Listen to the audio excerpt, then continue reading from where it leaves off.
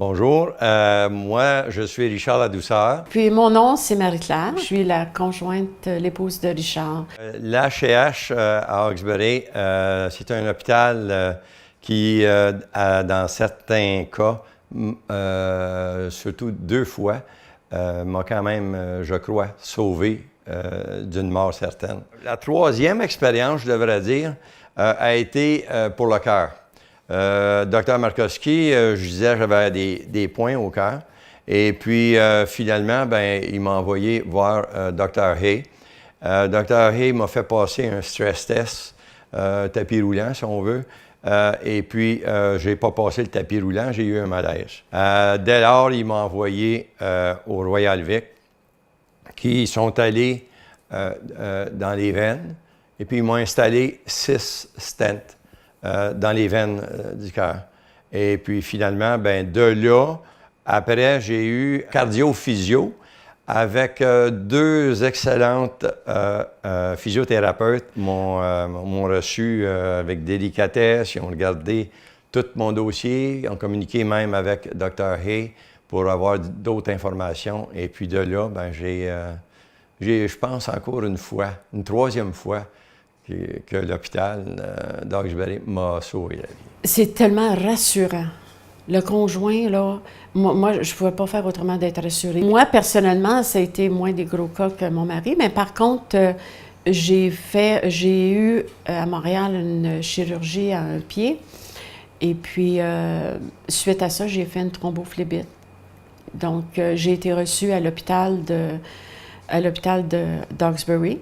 Et puis, finalement, on m'a très bien suivie. J'allais pour mes prises de sang régulièrement, puis ainsi de suite, pour le Coumadin, puis me dire quoi manger, puis tout ça. J'ai été suivie, je me sentais correcte, j'avais pas peur. L'expérience qu'on peut vivre à l'hôpital d'Hawkesbury, c'est incroyable. Il n'y a pas de mots pour le dire. On le voit quand on arrive là, on n'est pas traité comme un numéro. On peut dire que ces gens-là, tous les médecins qu'on rencontre là, puis tout le personnel, c'est comme si on faisait partie de la famille, nous autres aussi. On est bien écoutés. Je pense que c'est ça qu'on peut dire. On est écoutés au lieu de dire, on va s'en débarrasser au plus vite. Là. On est écoutés. C'est tellement humain, l'hôpital. C'est tellement humain, le personnel.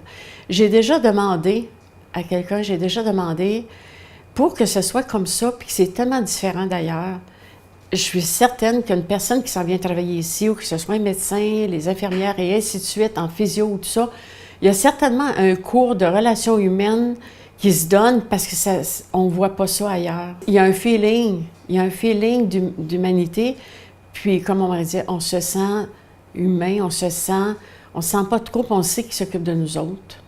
On ne peut pas être inquiète. On ne peut pas être inquiète d'accompagner ou d'être là soi-même. Pour ceux qui n'ont jamais donné, que nous autres, on commence, ça fait seulement que deux fois qu'on a un petit peu de regret aujourd'hui de ne pas avoir donné avant ça. Mais par contre, il n'y a jamais trop tard pour commencer. Alors, peu importe, si vous donnez, vous n'avez pas beaucoup, vous pouvez donner un petit peu. Puis si vous avez un peu plus, donnez un peu plus. C'est à nous autres qu'on le donne. C'est pas aux gens de l'hôpital, c'est à nous autres qu'on fait le don. Personnellement, dans ma tête, entre les 2 oreilles, pour moi, c'est le gouvernement qui a à payer pour l'hôpital puis à nous donner des soins. C'est pas à nous autres à donner de l'argent. Puis si on donne de l'argent, le gouvernement, on y rend service puis il n'y a pas besoin d'en donner. Quand je suis allée rendre la visite, là, j'ai compris. J'ai vraiment compris que le gouvernement donne un montant, oui. Mais si nous autres, on donne, j'ai compris tout ce qu'on peut apporter de plus. Vous avez un personnel bénévole qui travaille à l'hôpital, dans tous les départements.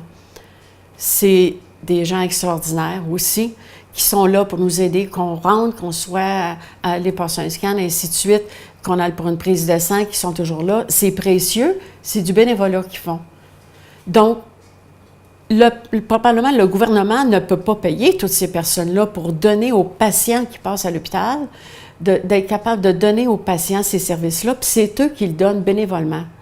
Donc, donner à la Fondation, je prends cet exemple-là, qu'on donne à l'hôpital ce que le gouvernement ne donne pas, puis qui en reçoit, bien, c'est nous autres. Fait que je l'ai compris. Puis j'espère que tout le monde va le comprendre. Puis cette année, on a doublé le montant. Alors, c'est pour ça qu'il faut que vous donniez.